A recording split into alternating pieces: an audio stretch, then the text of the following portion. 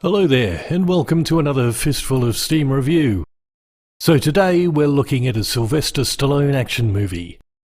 Well, it's a Stallone action movie in the same way Scream was a Drew Barrymore movie, in that he's barely in it. And when he is, he's basically wheezing his way through his lines. It's like that time Grandpa tried to blow out his 98 candles and only succeeded in shooting a fountain of spittle and teeth onto a cake while copping enough recoil to launch him back into the wheelchair he'd taken 45 minutes to try and wrestle his way out of. So this movie is called Alarum, and if you like scripts that have been written on a napkin, acting that's on par with Neil Breen, and special effects straight out of a laptop, boy howdy, this movie has you covered. I'm guessing Stallone has got to the stage of his acting career that Bruce Willis came to when you just appear in the poster out of the movie to give it some credence and jam a bucket full of cash into your pocket for a day's work on set.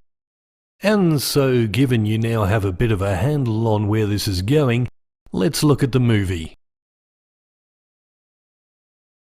We open in Prague, where a couple of shots are heard at the same time as someone put two computer effects on the screen that looked like bullet holes in glass. Then some poor bastard is dragging himself across a carpet slower than my dog's ass, and a couple of, let's call them hitmen, fight with him.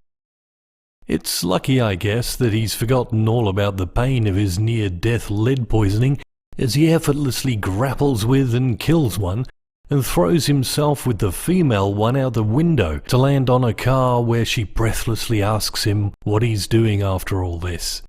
And as we fade to the opening titles, if you're asking yourself what the blinking flip is going on or what the deuce alarum means, I'm sure you're not alone. James Bond this ain't. So after the intro credits roll, we find ourselves in Gdansk years later, where our supposed hero wakes to greet his wife, who is the hit lady from the opening scenes.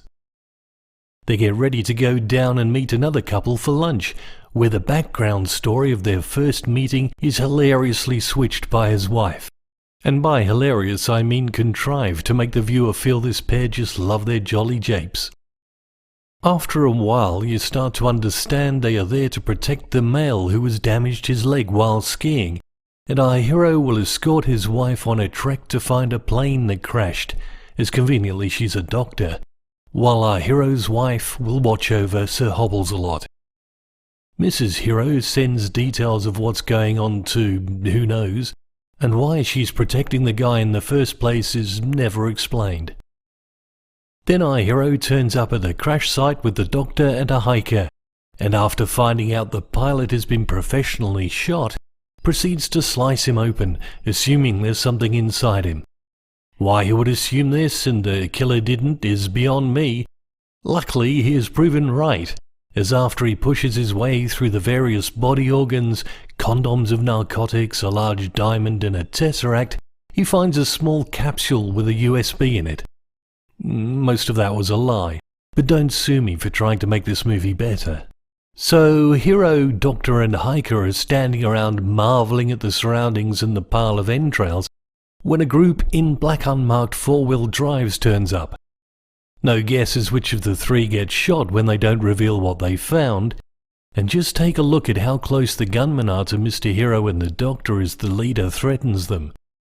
I mention this because as the protagonist grabs the gun from the closest goon, every gunman opens fire with poor special effect muzzle flashes and not one bullet hits him.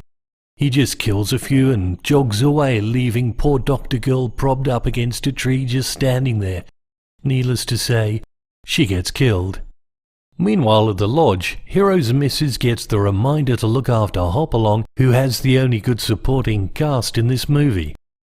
And she moves him to a room and gives him a sliver of glass to kill the multitude of marauding guys with guns that will most likely barge through the door any moment. She leaves instructing him to lock the door, 'cause that'll make all the difference. Meanwhile in Prezov, Stallone gets a call to go and neutralize everyone from American Head Base. Apparently, as Mr. Hero disappeared after meeting his wife many years ago, and she's assumed to be working for Alarum, he might be too, so they want him dealt with. Alarum is apparently some group that does their own thing and doesn't share, and so Stallone agrees. Back to the action, and our hero is now running through the trees. There's an ineffective motorcyclist driving in circles while the ever-increasing numbers of black-clad nobodies move towards him. He kneels in plain sight and shoots nowhere in particular, then saunters off to a trail in the park where a four-wheel drive approaches which has a machine gun on the roof. Presumably the thugs that were shooting at him a moment ago have just decided to hang out where they were in the trees. He kills all on board, drives 10 feet and crashes into a tree. As reverse has miraculously stopped working, he alights the vehicle, gets into a gunfight with the guys in the forest who have suddenly had their spawn point triggered by his position at close range. He knocks the Alzheimer-riddled motorcyclist off his steed, picks up the bike in plain view of the murderous gunman, and rides away, all the while nobody gets hurt. A masterclass of storytelling. In the next scene, the leader is shouting in the forest about how he will be storming the resort and killing everyone. But our hero has ridden away, right? Nope. He's somehow hiding behind a log listening to this diatribe, and it's not long before the baddies depart to fulfill their strange pact with the forest. Meanwhile, his missus has donned tactical gear and is standing at the entrance to the resort, barely caring about sticking out like a bull's knob. A soldier turns up in her vehicle and she's able to hear every word of the plot from 100 yards away, which is a good thing because she then runs back to Limpy McGuffin to tell him to hide under the bed while she dispatches the soldiers inbound. Which she does, and she tells Limpy to hide in the closet while she scouts around. Our hero, meantime, has called American base to try and work out a deal regarding the USB found in the stomach pod and is told Stallone is there to help. When Stallone then goes to look for him and turns up empty-handed, he returns to his hotel room to find our hero waiting. They reminisce about old times over a drink, where Stallone tells him he has a jabby thing that can kill in 24 hours and it might come in useful. He also brings out the big guns as they become surrounded by soldiers and begin to fight their way out. Mrs. Hero, meanwhile, is taking out armed soldiers in and around the resort while the hostages stand around in a room guarded by a black-clad redshirt. She storms in and takes him out, and when the replacement cannon fodder stumble through the door, she kills them too until she's overrun. She's then knocked down and dragged by the arm into another room, where she's miraculously being dragged by her other arm. Continuity be damned. She's interrogated and fights back, but is ultimately stabbed. And then she uses the same knife to kill her attacker. Then, with Stallone and Hero, they seem to have stepped back into the hotel room for some reason, probably due to Stallone only acting one day for his paycheck, and we're staring out at the small force gathering outside.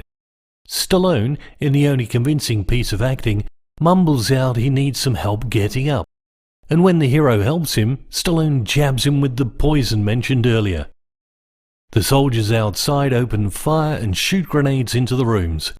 They're then sent in to awaiting slaughter. During the fracas, our hero drops the USB, which Stallone picks up, and he exits. I'm not sure where he goes, as he just exits stage left, where there doesn't seem to be a door, and our hero is left to shoot everyone outside a gaping hole in the wall to escape. It's a cornucopia of fun while Hero evades every badly CGI'd bullet. The bullets hit the wall next to him a full second after being shot. He creeps up behind someone firing into an empty street for some reason, and shoots someone carrying a live grenade, which finishes off the rest. The remaining boss offers him a deal, although he's got our hero dead to rights. Hero calls American base, but they don't believe anything he has to say, and so send in drones to obliterate everything. When the plane drones come in, they shoot at them and destroy them somehow. Bad guy turns on Hero and gets shot by the missus. And then they go to the jetty to await extraction by someone.